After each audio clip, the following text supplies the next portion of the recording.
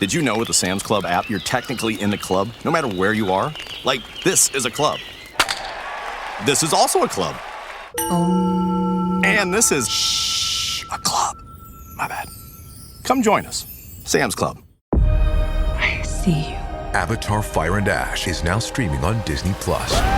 It's the film critics are calling the best Avatar yet. Yeah. Go, go, go, go! A true epic and completely jaw-dropping. This is the only pure thing in this world. Return to Pandora on Disney+. It will be an adventure for the whole fam. And watch the Oscar-winning phenomenon at home. This is sick! Avatar: Fire and Ash, now streaming on Disney+. Rated PG-13. From Estero, Florida, this is the One Extraordinary Marriage Show, where being busy is overdone, romancing is fun, and scheduling sex has taken the guesswork out of wondering when you're going to get some. Creators of the 6 Pillars of Intimacy, I'm Tony DeLorenzo, your co-host, along with my beautiful wife, Elisa. From coast to coast and around the world, thank you for joining us. It's time to talk sex, love, and commitment. Give us a call or text us on the Hug Hotline at 858-876-5663 or send us an email to hugs@oneextraordinarymarriage.com. In today's episode, we're talking about how to uncover what's underneath the argument and identify what really needs your attention. There's a quote, tribute to Anonymous, that says, "Behind every argument is often something deeper that has not been said." And as a marriage coach, I will amen that 100%. We're going to be talking about that in today's episode. But first, we start with a hug. And if you're brand new to the One Extraordinary Marriage Show, first of all, Tony and I want to say welcome. Yes. We are so glad that you're here. And to let you know that a hug is really an opportunity for us to celebrate what you're doing in your marriage, the transformations that you're experiencing, where you're being intentional and taking action. And this hug came from someone who recently joined the One Family private Facebook group. And they said, "We were introduced to one a couple of years ago. We've listened to various podcasts and started at the beginning last year. We are currently up to episode number 133 and counting. We send couples to you often." I love it. Thank you so much for finding us. Thank you so much for sharing. And God bless you for going back. Seriously, because that's like, I was just doing the math in my head. That's like almost 800 episodes. That's year back. 3. Yeah. Yep. Yeah, it is the beginning of year 3, which is crazy when you've been podcasting for 16.5 years. But we appreciate being a referral source for all of you when you know folks that are going through something in their marriage. And one of the things that couples go through a lot is, the repeated arguments, the fights that they have, fights, discussions, arguments, strong disagreement, whatever word you want to insert there. You use that word. Because I know, I've definitely heard over the last, I've been coaching for 14 years. I hear a lot of different words. Some people like fight, some people like argument, some people. It doesn't matter to Tony and I what word you use. What matters is that we're talking about those times when the two of you are in conflict and it seems like those conflicts are repeated. Heated discussions, whatever you want to call it. And, personally in our own marriage, one of the areas where we've cycled through, especially, early years, and we've had seasons throughout the last 30 years, is a bit around finances. Right. And some of those are recorded in episode. I'm thinking back to 133. I'm like, I think it would have come after 133, that Christmas that we had, where I overspent. We've had situations where, our budget's been constricted because of work dynamics and things like that. And, Tony is asking the questions of like, well, how do we spend that much? And I just go into defensive mode. I'm like, well, that was the groceries and that was stuff for the kids. And that was, we went out to dinner.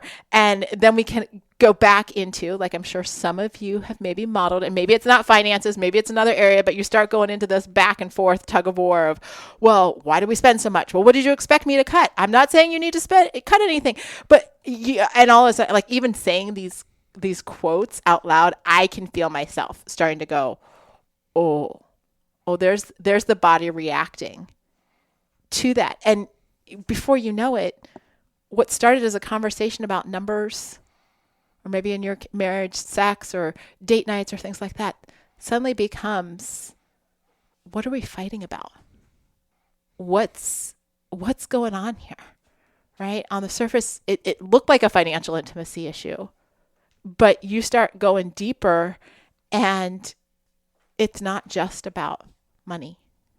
It's about what's going on between the two of us and what our feelings are around that, right? Because and I'm just curious, when we fight about money, what does that bring up for you? Like when you would see, and I mean, it still happens because we still have months and things like that where you're like, what the heck are we spending money on?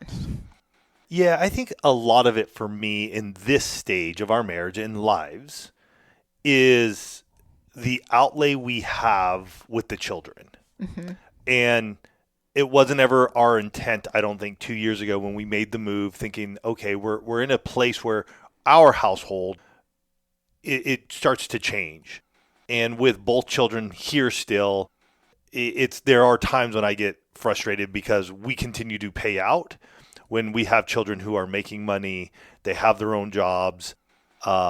We pay obviously for their living expenses, phones, cars, insurance.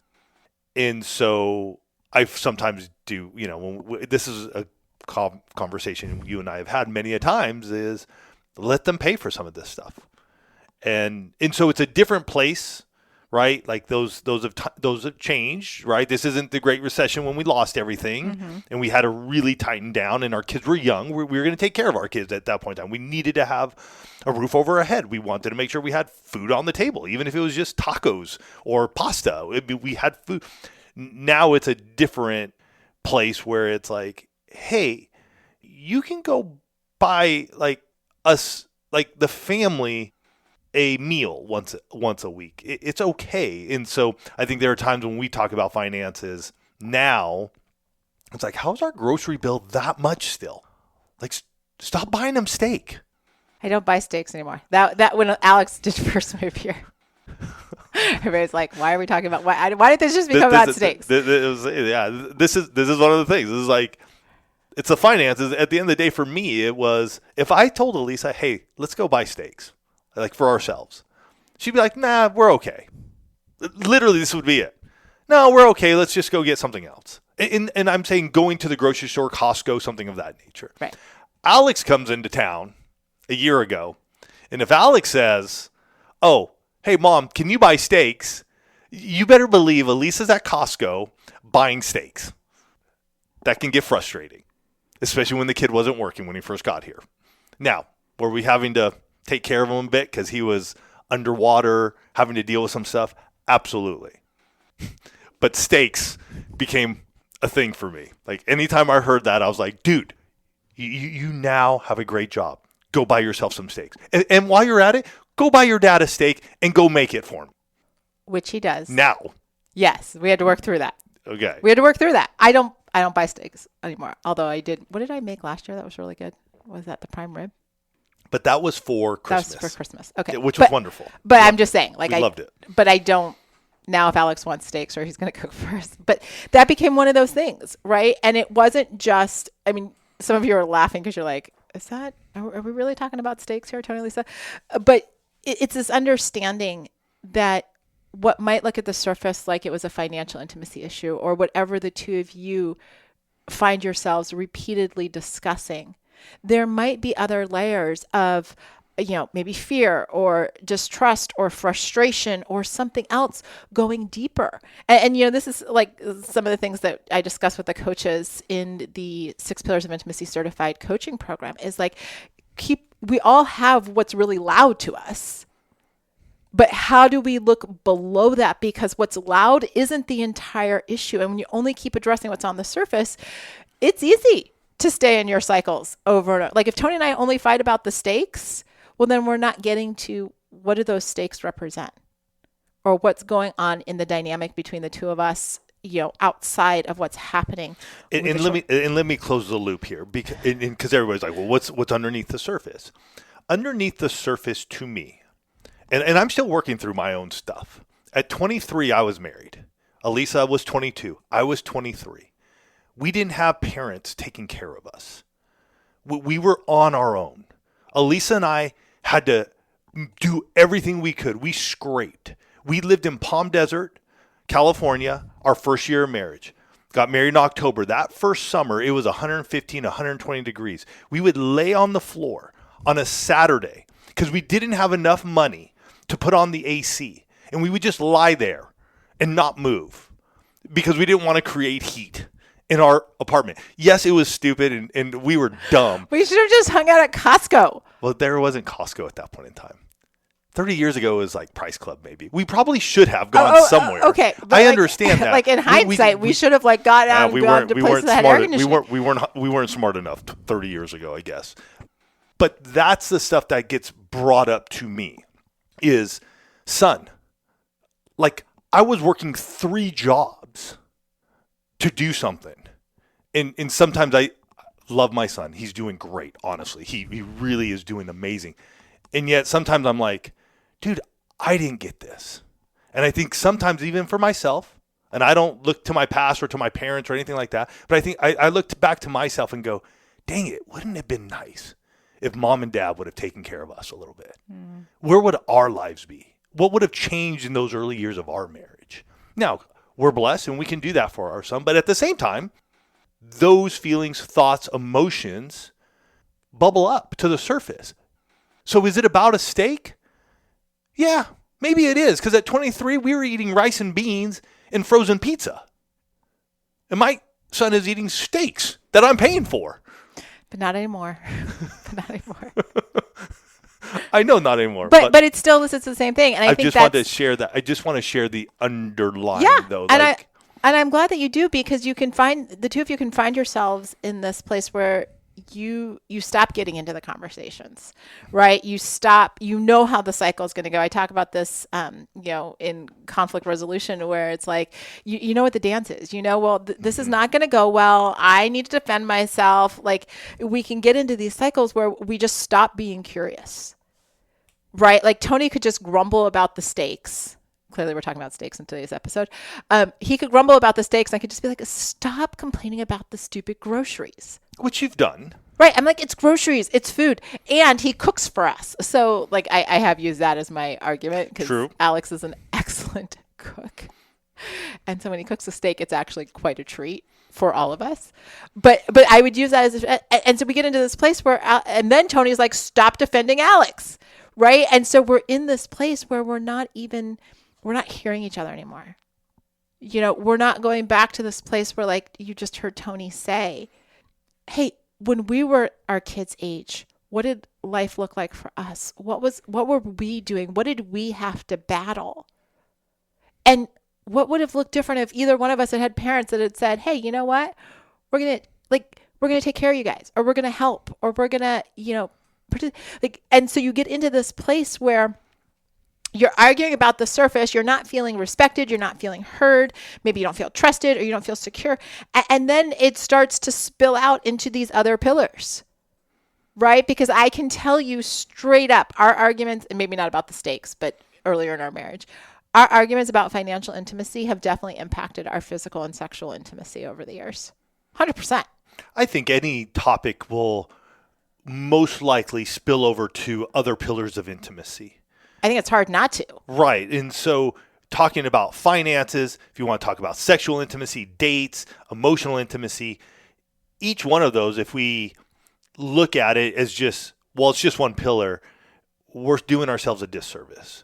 Because if we're talking about financial intimacy, that definitely begins to hamper other areas. It can hamper your recreational intimacy and into your sexual intimacy. Well, I've heard about it in some of the examples that some of the certified coaches talk about, just with folks that they're dealing with, where, they come in talking, maybe it's about, like we don't have sex, or, we're struggling in this area, and they start getting into the conversations and they're like, whoa, there's like 3 or 4 pillars that are impacted, that are being impacted here. And I bet, if you stopped and thought, okay, I know what the 6 pillars are: emotional, physical, financial, spiritual, recreational, and sexual. If you think about where the two of you have these arguments on repeat, there's one of those that or maybe 2 that jump out. But I bet if you paused right now and said, what else is going on underneath? Something else, one of the other 5 is going to start bubbling to the surface, and you're going to start having this light bulb moment of going, it's the rip current again. Ha ha ha. You're only saying that because there was a rip current issue here in Florida the other day. That's why rip current is. No. It's coming up because I talked about how under the surface. We all remember Tony's rip current analogy a few episodes back, and here it is. Yes, it's what's underneath. And And that's why it's so important to look at this, to get underneath and go, okay, what's happening, not just at the surface, but underneath. And when we come back from break, we're going to be talking about just that. Got a Sam's Cafe pizza order up. You know the best part about this spicy Italian sausage? I voted for this topping. Yeah, just another perk of being a member. Come join us. Sam's Club. I'm not giving up. I am selling the building. The final season of FX's The Bear. The restaurant is flooded. Everything's either going to be okay. No, stop. Or not. We are outgunned and we are outmanned, but we have each other. FX's The Bear, the final season. All episodes now streaming on Disney+. We're back, and we're discussing how to change these argument, disagreement, cycle conversations, and being in this place of saying, how do we break this cycle? Right? What does this look like? And the first thing is, some of you just need to simply say, what are we constantly fighting about? What's that repeating argument that we're having? Because some of you are, and I don't want to say you're numb to it, but I think it's become so routine in your marriage that it's almost just become woven into the conversation. Well, I know on the 1st and the 15th, we're going to fight about money because, that's payday. Or, I know probably we're going to go 3 weeks without having sex, and then somebody's going to bring it up, and then we're going to fight about it, or this kind of thing. Or I know, we always tend to fight about the fact that we haven't had a date night in like 6 months, but, we're busy and we got all this stuff going on. Like, where your cycles are. And it's interesting you say that too, because I believe, and I've seen it, and I've talked to many of husbands and wives over the years, is we can be really good for weeks, months. Sure. And yet there comes a point where it percolates and the steam's building up. Oh, is this an Old Faithful example? No, but it could be. That's a good one too. I know. I was in Yellowstone in May, but I wasn't going to go there. Oh, okay. Anyways, what I was saying is we can hold it together. Yeah. Yeah. And eventually it comes out. And it's the steak issue, right? But it's all these other things that have been building up, and now the steak issue. And so, unfortunately, we'll pin it to financial intimacy to just go, well, that's the issue. It's all finances. In actuality, there's probably other cracks and other pillars that have been building up as well. We've been trying to keep the peace. We want to make sure that everything's going well. And then we just hit it. And I'm saying that's for some of us. For others, we're just always on edge, and it just keeps coming up. Mm-hmm. And there have been seasons like that for our own marriage, where something come up, it blow up. Something else comes up, blow up. And you're looking at the pillars, and you're like, well, it's this one, it's that one. And yet there's bigger things that are happening. There's underlying trauma, issues, frustrations, whatever that could be, just sitting under that surface, which we're not willing to discuss. And we've had it ourselves. I'm not going to say we're perfect. We have our own moments. We're trying to deal with our own lives and our own situations. And sometimes we're trying to do it in our own minds, in our own way. But the one we love the most, our spouse, who's there by our side pretty much 24/7, they're the ones who get the brunt. Mm-hmm. They get the best of us. They also get the worst of us. And again, this doesn't only have to be your marriage. This could be with your children. This could be with the next spouse. This could be with your job. It could be with your business. It could be with coworkers. It could be with employees. It could be with your church. It could be because you wanted to go out and have a great time together and it all just came tumbling down. So think about those, because I do believe each of us have our own way of flowing through this, right? And even in this moment, in this season, we got to look at it and go, where am I? Am I blowing off right now because something just hit me? Or is it sort of percolating? Or is it a little bit of both going on? And I've seen all these patterns over the years with coaching clients. And, once you start to go, okay, what do we fight about all the time? Right? What's our one that's on repeat? It's kind of like having your own argument playlist. You just know if you push a button here, this is what's going to get queued up. So you know what's on your playlist. but get curious as to why it's there. Get curious as to what's going on under the surface. What if the stake isn't just about financial intimacy? What if it's about thinking, where were we 30 years ago and what would a hand up have done for us 30 years ago? Right? When you start to get curious and you're like, hey, what does this represent? When we're cycling around this, like, what's going on with you? What's going on with me? Like, getting into this place, what does this issue represent? Asking questions. Because too often when we get into these places where it's like on repeat, we stop asking questions and we are the kings and queens of assumptions. And that does not work well for anybody. So last week we were meeting up with 3 other marriage ministry couples, which was really awesome. Just had a blast with them all. And 2 words that one of the guys brought up, and it has stuck with me.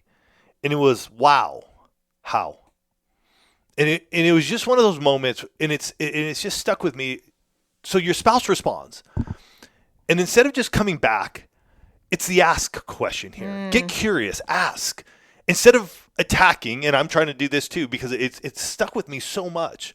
And thank you, Jeff, for bringing this up. Wow, honey, how does that make you feel? And just shut up. And I'm like, gosh, that's good. Because you're acknowledging, wow. I hadn't thought about that. Wow, like this has really got you fired up. How does it make you feel? Or what's happening right now? But it's the wow, how. And I just thought, wow, what a great way to get curious. Because I can also be one of these guys like, enough, stop it. And instead of getting curious and asking, but also acknowledging. And I thought that was the best part was, wow, honey, I see you're upset. How was it, or how did that make you feel? Or how did we get from here to there? Right. Like you're intelligent. Come up with a question that isn't blaming. But it's curious. Curious. Let's get more into that. And I am also working on this myself, not only with Elisa, with my children, because I tend to be more of the stop it and let's move forward. Tony actually got called out when we were all those couples for that response. He had to own it. I did. Because that is his. I'm not saying I'm perfect. I don't want to talk work on this. Right. I don't want to talk about it. And and it's going beyond just what's that first pillar. Right. A few minutes ago, I asked each of you to think, okay, where do we cycle through our conversations? What's that first pillar that just kind of jumps out? It's the one that's really loud. But what's underneath? What's actually cracked? Right. You might think, again, if we're talking about the stake scenario, you might think it's the financial intimacy. But Tony and I were actually truly having cracks in our emotional intimacy pillar around that. But it was just great to have this symptom up here of, well, he's just grumbling about the stakes again. Good grief, Tony, get over the groceries. Get over it. I don't ask you to go. And I could come up with this whole thing until I was like, there's something more to this. If this is coming up this often, what else besides financial intimacy is in play here? Because if we just stay at the top and stay at the surface, we're going to keep repeating it over and over and over again. And once you start looking at those pillars, then you've got to say, all right, what's that one action we're going to take? Not an overhaul, not we're never buying steaks for our family again, or, we're cutting everybody off on, Tuesday and everybody's just fending for themselves. Not the big, crazy, dramatic action. What's the one action? And for some of you, it's going to be a small action that's going to start to create momentum. But what's the one action that's going to get a different result? That's going to start you down the path of getting a different result. And here's the thing. I want to say this, though, too. If you're doing this, try it for 7 days. Try it for 14 days. Yes. Here's the thing. If you don't get it right the second or third day, you don't stop. That's good. You just go, you know what? I'm going to start another 7-day cycle. And we keep repeating it too often. And I find myself going well, that didn't work. And we just stop. And it's no. One of the things that when we've done our sex challenges over the years, one of the things that I have learned, and it has helped me in other areas of my life, is we missed a day. 7-day sex challenge. Dang it, we missed a day. And instead of feeling like a failure and going like, that didn't work, we just pick it up the next day and we extend it. And go, okay, well, we got 3 days and we missed the fourth. It's like, all right, well, let's just go 4 more days. And too often in our lives and in our marriage, we mess up one day and then we just go, it didn't work. And instead, the idea in our mind should be like, okay, my goal was 7 days. I got 3 in, missed. Unlike a 7-day sex challenge, I would just go, all right, I'm going to pick it up again, and we're going to go 7 more days. Mm-hmm. I'm going to try to be courteous. My goal is to be courteous to my spouse. My goal is to acknowledge them. My goal is to, when I am about to get angry, is to take 5 deep breaths and go, hold on. Instead of me exploding, I'm going to go, wow, how? Instead of it always being about me, how do I make it about them? Those are tough things to do. Don't get me wrong. I'm not saying it's easy. And yet, how about we just go, all right, we messed up a day. Cool. We're going to just pick it back up and we're going to go 7 more days or 14 more days or whatever your goal is. I know one guy, when he was going to kick, and he did pornography, his was 30 days. And that's what he did. And I found it so interesting because it was only about 2 times that he stumbled back into pornography before he got 30 days straight. Without. And that 30 days has now turned into years of not viewing pornography. And so each of us can do it if we so choose. And you may want a calendar, you may want a journal, you may want something that just ticks it off so you know where you're at. All of us are different like that. But let's not say we do 7 days, mess up on the second day, and then go, it never worked. Let's keep moving forward and truly take action. It's all about the action, right? And thinking through, what does that look like for us, for our marriage, for the communities that we're in, right? Your marriage is an example. People are looking at you. I know this because I have the conversations with people who talk to me about what's going on in their communities and things like that. And I know that there might be some of you that are even listening to this and you've got couples coming to you, whether they're, having the same arguments over and over again, whether they're fighting about the steak or maybe they're fighting about sex or something else. And maybe you're a pastor or a coach or a ministry leader and you care deeply, but you don't always know what that action's going to be or how to get these pillars integrated back for them. And I want you to know that the 6 Pillars of Intimacy certified coaching program gives you a framework to have these conversations, to help couples in the same way, but feeling equipped and confident to be able to do that. And our next cohort is starting soon. And if you've ever had this nudge, if you've ever thought, gosh, you know what? I wonder what it would look like for me to be a ray of hope for the marriages in my community. I just want to encourage you, go to oneextraordinarymarriage.com/cert, CERT, and book a discovery call with me. Let's talk about whether or not certification is your next step. I know that these kinds of conversations, I know that the marriages out there, there's so many of them that are waiting for you. If you have that nudge to say, yeah, I'm ready. I'm ready to go make a difference in my community. And I'd love to join you because I will tell you, we talk about this and we have this conversation here. And for us, maybe it is about the steak or about sex or whatever it is. But I know being able to talk to somebody else and being able to work through this, that's what helps to create extraordinary marriages around the world. That's it. And we can't do it alone, folks. We just can't. We need an army to impact marriages. And so if that's you, again, as Elisa said, go to oneextraordinarymarriage.com/cert, CERT, learn more about it.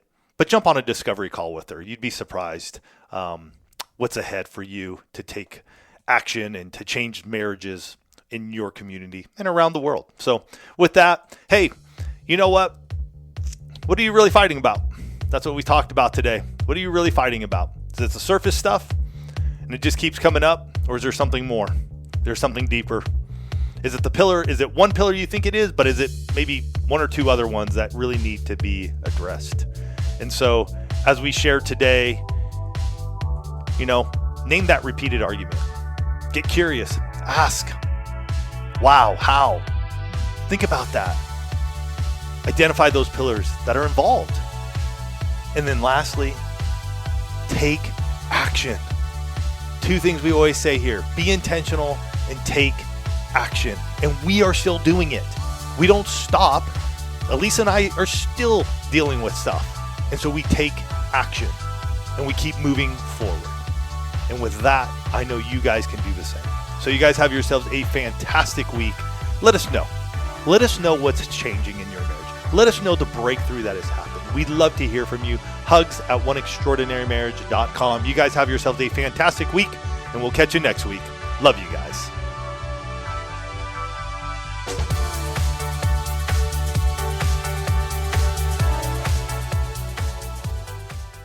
Midi knows that just when you thought you had your body all figured out, bam, perimenopause. Suddenly, your hormones are raging like it's puberty round 2.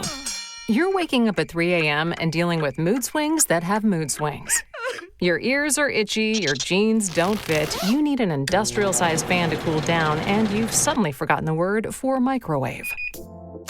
Most women in perimenopause don't know that they are, even though it can last for 10 years. They also don't realize that most of their symptoms are treatable. That's why we built Midi Health. Midi is a company built by women who've been through it. Our menopause experts actually listen and treat the real symptoms you're feeling. Your symptoms aren't just common, they're treatable. Schedule a visit with a menopause specialist at Midi. Visit joinmidi.com. Specialist-led care, virtual visits, insurance eligible. Midlife needs Midi. Results may vary. Medications prescribed only if clinically appropriate based on a consultation with a clinician. Insurance coverage varies. Check with your plan for coverage.